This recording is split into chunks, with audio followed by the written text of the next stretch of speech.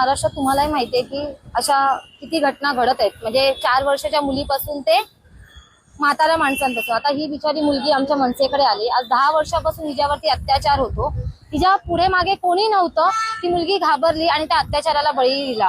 आज परप्रांतीय महाराष्ट्रात येतात, तुमची खळगी भरायला येतात तुम्ही पोटाची. तुम्ही महाराष्ट्रातल्या मुलींवरती जर अत्याचार करत असाल ना, तर मनसेच्या कोणत्याही महिला काय मनसेचा कुठलाही व्यक्ती सहन करणार नाही. तुमची आहे ना कपडे काढून जी धिंड काढून आम्ही अख्ख्या महाराष्ट्रात, तर तुम्ही बघत बसाल, पुढच्या वेळी तुम्ही डोळे वर करून बघणार सुद्धा नाही. ही मुलगी आमच्याकडे न्याय मागायला आली आणि मी पोलीस प्रशासनाला पण एवढंच सांगते की जर अशा काही मुली तुमच्याकडे जेव्हा न्याय मागायला येतात ना, तेव्हा तुम्ही कुठलाही दबाव न करता अशा मुलींना न्याय दिला पाहिजे.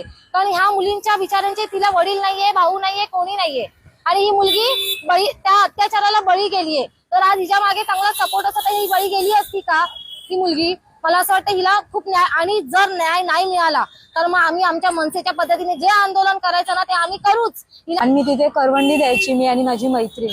तर त्यांनी एक दिवस मी एकटी गेली ना, तर त्यांनी माझ्यासोबत आहे ना घाण प्रकरण केलं. बाथरूम मध्ये मला जबरदस्ती घेऊन काहीतरी खायला दिलं आणि त्याच्यामध्ये मला अनकॉन्शियस झाली मी, आणि माझ्यासोबत व्हिडिओज वगैरे काढले आणि ते कंटिन्यू तो मला दाखवायचा आणि माझ्यासोबत शोषण करायचा, जे रेप सारखं.